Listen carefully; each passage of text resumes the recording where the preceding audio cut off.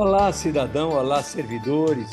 Estamos iniciando mais um programa Cidadania e Serviço Público, uma produção da FESPESP, Federação das Entidades e Servidores Públicos do Estado de São Paulo. Você preste atenção e vai gostar. Vamos lá!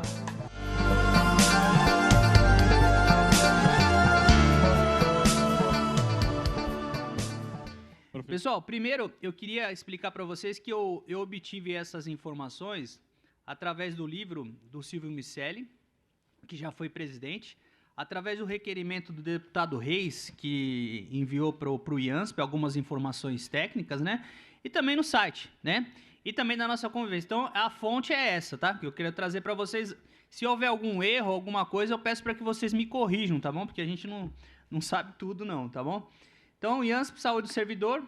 Essa aqui é a foto, né? Uma foto antiga aí, acho que da época da inauguração do hospital, né? Vou iniciar aqui. E aí, eu vou trazer antes da inauguração do hospital, em 1948, já houve um início de discussão da necessidade de tratar da assistência ao servidor público. Então, teve um deputado na época, que é o Pinheiro Júnior, tentou através de um projeto de lei, mas não foi aprovado esse projeto de lei, mas não foi naquele momento que começou, tá? Aí houve depois uma resolução governamental, do ano em 51 a 289, que foi através das mobilizações das associações, né, e também os legisladores da época. Então, a gente já inicia aí sabendo a importância de cada entidade e de cada associação e sindicato aqui em nossa região para construir esse IANSP. Já começa ali. E aí, em 52, houve a criação do DANSP, que é um departamento de assistência médica ao servidor público estadual. Na época, ele serviu para atender em torno de 98 mil servidores e no total de 400 mil usuários, né? Então, isso foi lá na década de 50. A pedra fundamental do Hospital do Servidor foi em 1957. E aí, foi projetado para ter 15 andares, 200 apartamentos, 1.200 leitos e para tratar em torno de 15 especialidades. Mas foi em 1961, no dia 9 de julho, que é o Hospital do Servidor Público Estadual Francisco Morato de Oliveira, que é o nome, por que tem esse nome? Porque é o responsável pela obra, tá? E aí a gente passa para 1962, quando iniciou a descentralização do atendimento. Não ficou só no hospital, começou a se descentralizar para o interior. E aí a gente teve em 1966 o regime jurídico do DANSP, que transformou para IANSP, como a gente chama hoje, tá? De DANSP foi para IANSP nessa época. E foi transferido para a Secretaria da Fazenda, o nosso IANSP. Em 68 já pulou, jogaram a gente para a Secretaria do Trabalho e Administração.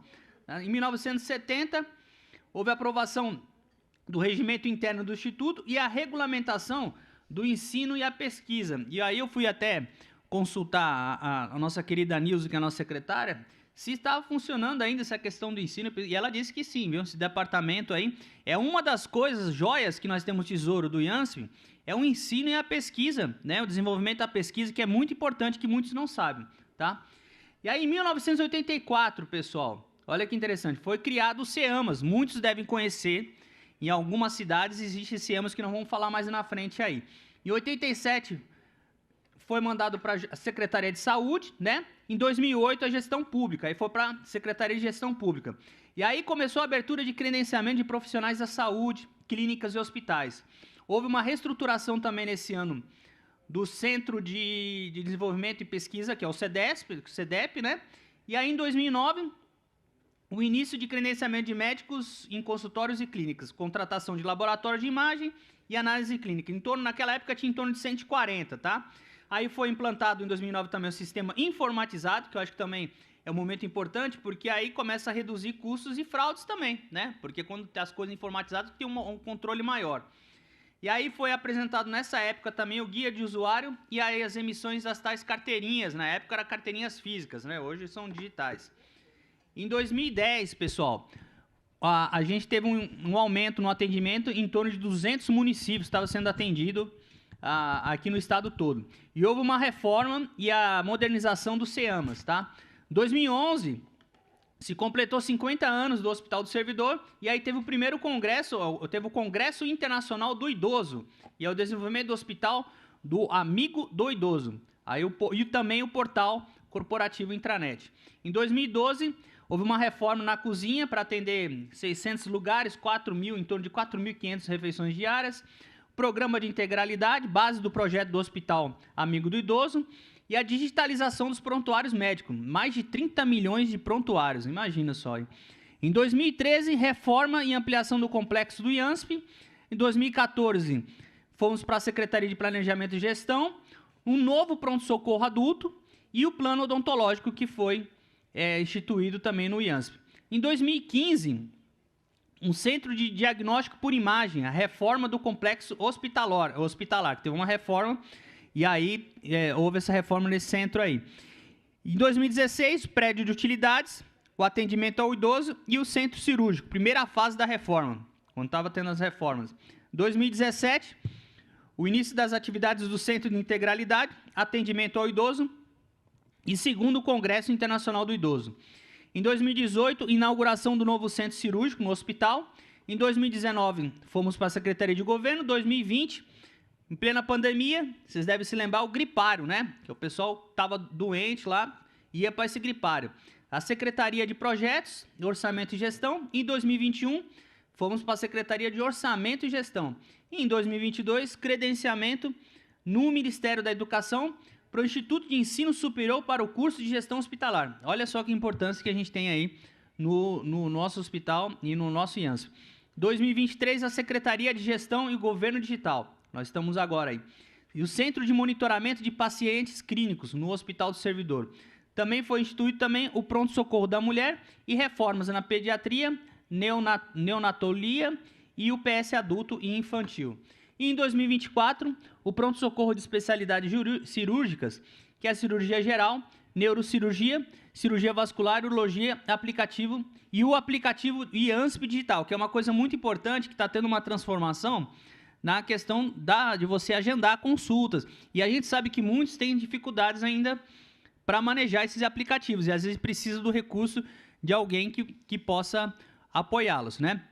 E é importante dar uma paradinha aqui e falar que lá no prédio do IANSP, lá no térreo, para quem não conhece da administração, no térreo tem um setor que chama NES.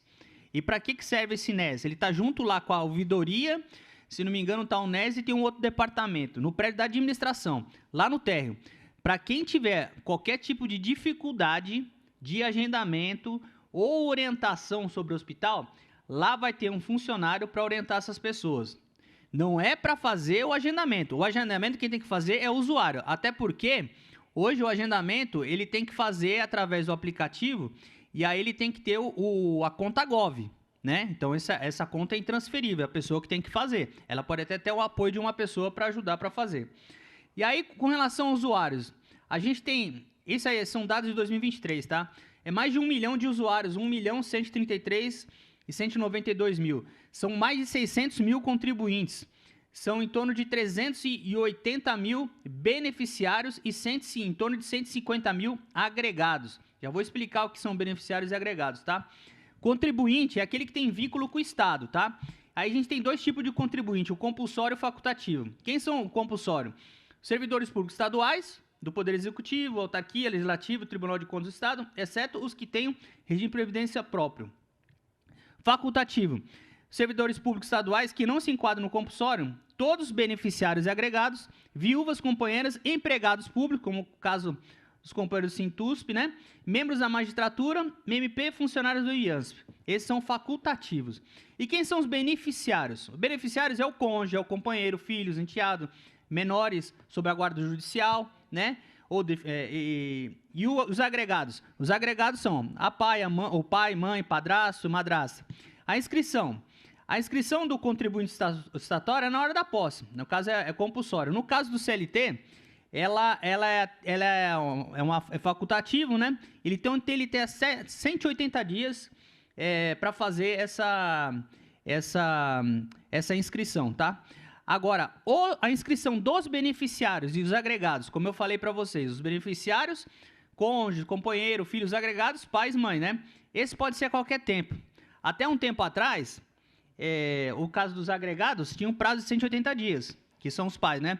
Eu mesmo, quando entrei no Tribunal de Justiça, se eu não tivesse sido alertado por uma funcionária, eu teria perdido esse prazo, tá?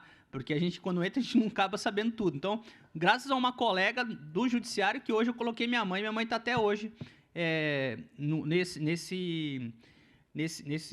nesse plano, né? Mas agora acho que a lei de 2020 corrigiu isso, então, mesmo que passe 180 dias, o servidor ele pode incluir, tá bom? Cancelamento dos beneficiários agregados também hoje tem uma carência. Se você coloca lá o beneficiário agregado, vai ter que ficar pelo menos 24 meses. Isso aí foi disposto na Lei 17.293 de 2020. E aí eu trago aqui esses valores que teve alteração também através dessa lei. O principal é que teve um acréscimo aí para quem tem mais do que igual ou mais do que 59 anos. Foi para 3%. Antes era tudo 2%. E também incluíram nessa época a contribuição também dos beneficiários que não se cobravam, né? Então, o beneficiário com menos de 59 anos é 0,5%. Beneficiário com igual ou mais de 59 anos é 1%. E no caso dos agregados também houve esse acréscimo para quem tem igual ou maior de 59 anos para 3%. Fluxo mensal de entrada e saída. Esses dados aí foram retirados do requerimento do deputado, como disse para vocês, e é de janeiro a junho de 2023. Contribuintes, entrada, 2.144. A saída, 12.278. Beneficiários, 2.644. A saída, 26.607. E agregados, 1.181. Entrando e saindo 6.677. O total de entradas nesse período foi de quase 6.000, né? E saída 45.562. Então a gente vê que tem muita gente saindo mais do que entrando. Então isso é um complicador aí para o nosso instituto. Assistência. O Hospital do Servidor Público, tá? Nós temos o Centro de Atendimentos Médicos Hospitalares Ambulatoriais, que são CEAMAS, como eu falei para vocês, nessas cidades. Araçatuba, Assis, Barretos, Bauru, Campinas, Franca, Marília, Piracicaba, Presidente Prudente, Ribeirão Preto, Santos, São João da Boa Vista, São José dos Campos, São José do Rio Preto, Sorocaba e Taubaté. E a rede credenciada está em 165 municípios, hospitais, clínicas e laboratórios, tá? Essa tabela aqui é uma tabela que, com relação às despesas, né? As despesas não, esse é a quantidade de exames que nós tivemos, de exame de imagem, por exemplo, 2022, a gente estava em plena pandemia, foi quase 300 mil exames de imagem, né?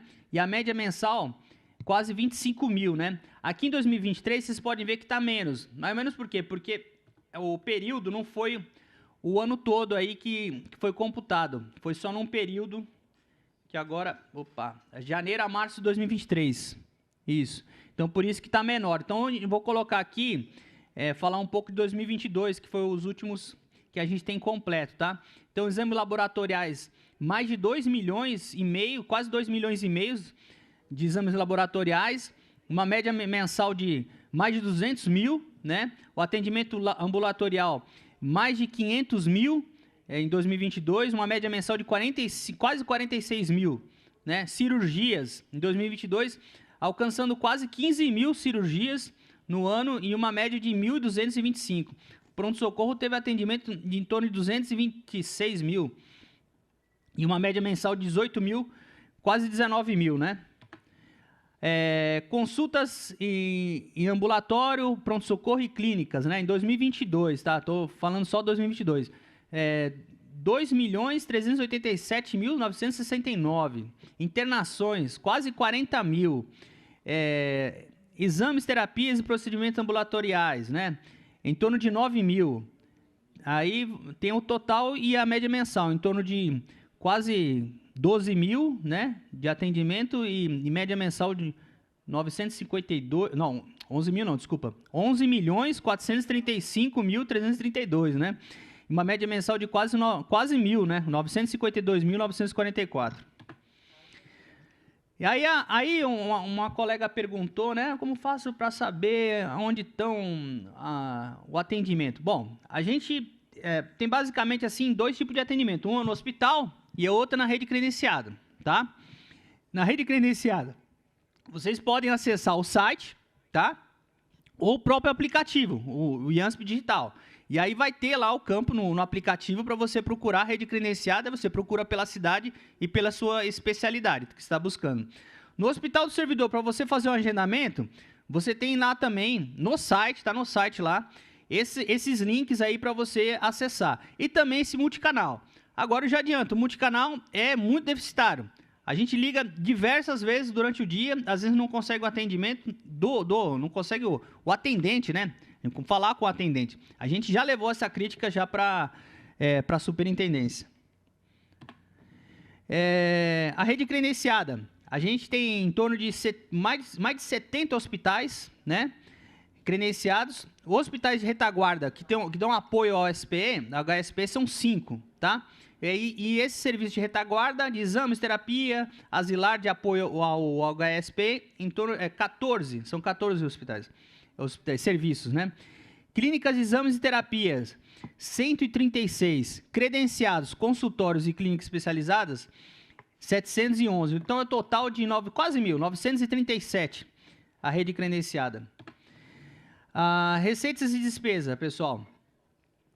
O ano de 2022, vou aqui, ó, tem a evolução, né? O ano 2022, quase 1 bi, né? Quase 1 bi 900 milhões, 1 bi 864 milhões 617 e 878 67 centavos, né? Média mensal em torno de 143.432, né? Então essa é a média mensal de 143 milhões, desculpa, e 432 mil, né? É a média mensal de receitas aí. E as despesas? Despesas em 2022 foi em torno de 2 bi. 2 bi e 128 milhões. E uma média mensal de 177 milhões, tá? Folha de pagamento, maio de 2023, 33 milhões. E a manutenção do hospital, 21 milhões, tá? Em torno de 5 milhões de material e 15 milhões de contratação de serviços e manutenção predial, que eu acho que deve ser os terceirizados. Sobre os servidores, tá? Cargos preenchidos, em torno de 4 mil, tá? Os vagos um pouco mais de 2 mil. Então, total aí de 6.195, tá? Essa aqui é o logo da CCM, né? Tem esse logo aí e tem o outro também, né, Guilherme? Esses dois, não é isso? Não, porque esse aí outro foi você que fez, né? E aí, a comissão. O que é a comissão, pessoal? A segunda parte da minha fala aqui. Ela serve para quê? Ela fazer parte que o servidor público faça parte da gestão. Essa acho que é a essência da nossa CCM, tá? E o que ela é? É uma plenária do funcionalismo, onde tem entidades associativas e sindicais. E também as comissões regionais e municipais. E as reuniões ocorrem nas últimas quinta-feiras do mês, tá? Lá no prédio do idoso, a partir das 9 horas da manhã e até o meio-dia, ok? E o que ela representa? Os usuários em todo o estado. A gente traz reclamações, fazemos denúncias e levamos propostas.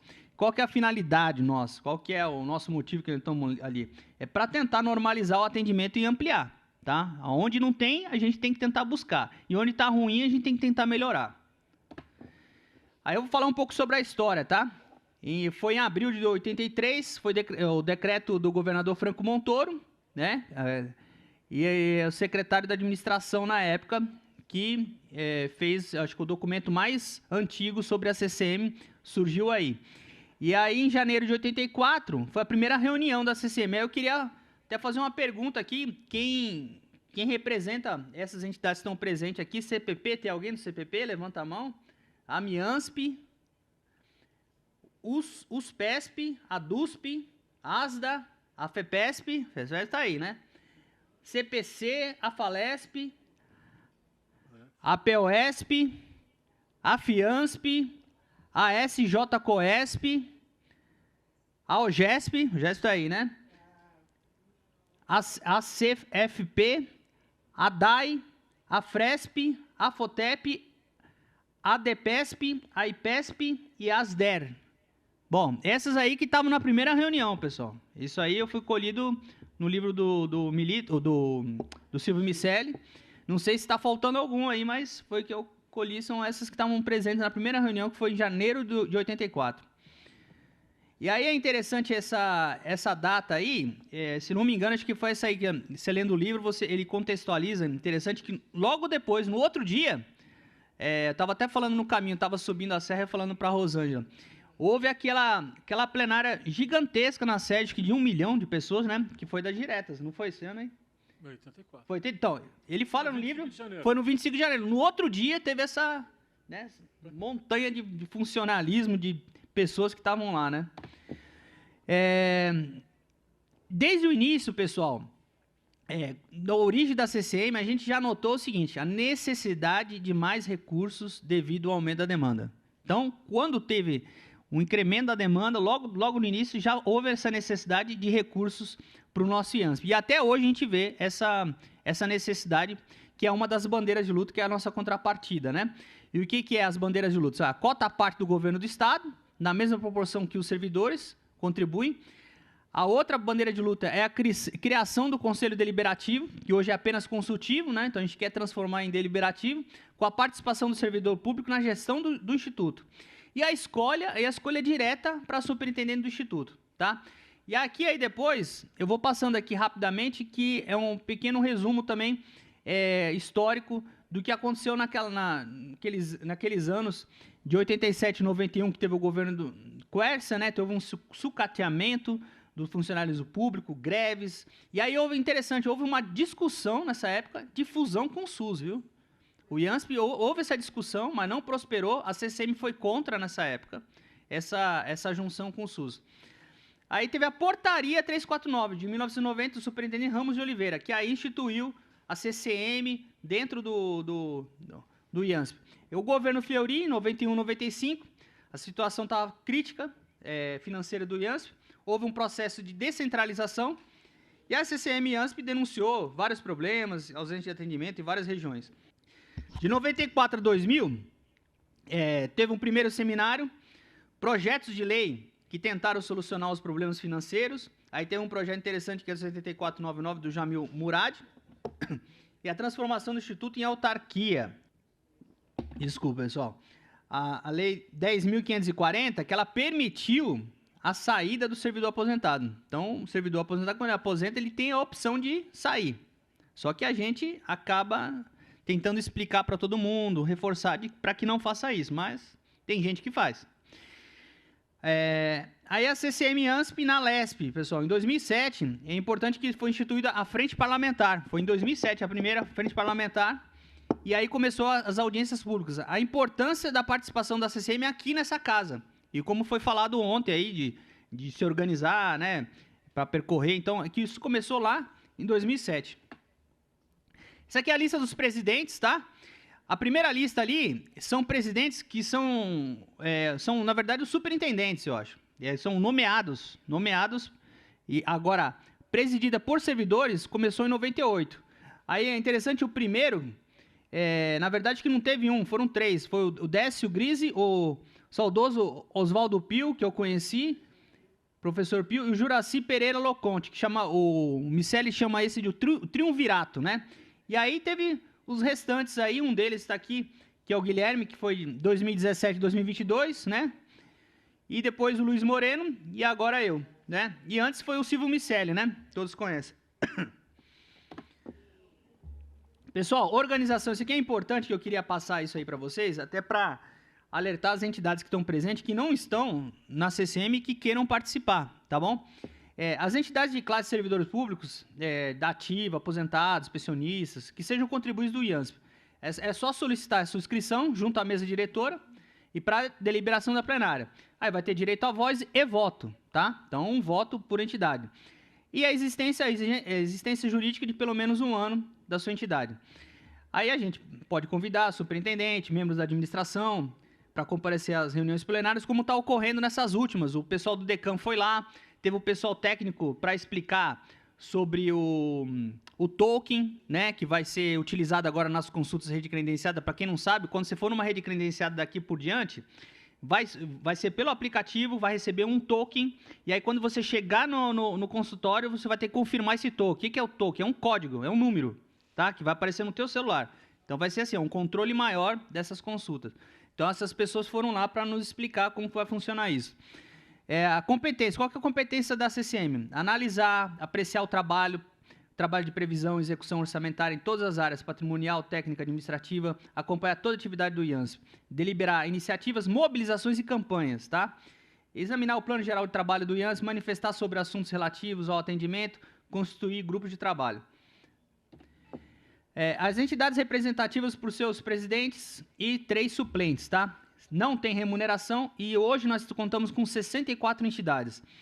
A mesa diretora se compõe pelo presidente, no caso eu, agora nesse momento, e temos 2 vice-presidentes. Um é o Guilherme, que está aqui do lado, e a outra é a Ana, que não pôde vir hoje, tá? O mandato é de 24 meses. A nossa secretária executiva é uma funcionária do IANSP, que hoje é a Nilce, né? As bandeiras de luta eu já falei, contrapartida do governo do estado, conselho deliberativo, eleições diretas de superintendência. E aqui é o nosso contato, tá? Que eu passo para vocês. Esse primeiro da CCM é um importantíssimo. Por quê? Esse contato vocês podem enviar para qualquer usuário, para que eles enviem o nosso formulário, tem um formulário, que aí a gente pode encaminhar para vocês um formulário, para que a pessoa tenha algum problema com agendamento de consultas e cirurgias, que aí é encaminhado para o setor de demandas externas. E esse outro contato é o meu contato pessoal para qualquer outro assunto que não seja isso, tá bom? E aí as fontes é onde eu tirei o livro do Silvio, o requerimento do deputado e o site do IANSP. Eu queria agradecer, tá, essa oportunidade e dizer que desde quando eu iniciei voluntariamente no CCM, quando eu não era nem representante de entidade, mas eu faltava uma vez por mês, quando a gente tinha aquelas saudosas abonadas, né? A gente podia utilizar as abonadas, então eu sempre reservava uma abonada para vir aqui nas reuniões da CCM. E aí eu comecei juntamente com a Rosângela, né? As companheiras aqui, Sandra, Viridiana, quantos anos que eu conheço? O Guilherme, que é um exemplo para mim aqui, e eu sempre falei e continuo a falar, o melhor coletivo que eu já participei, que participo até hoje, é da CCM e IANSP. Obrigado.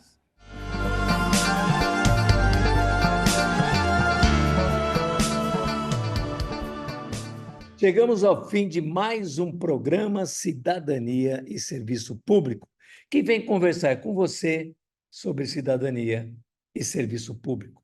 E é um programa da Federação das Entidades de Servidores Públicos do Estado de São Paulo, FESPESP. Até o nosso próximo programa.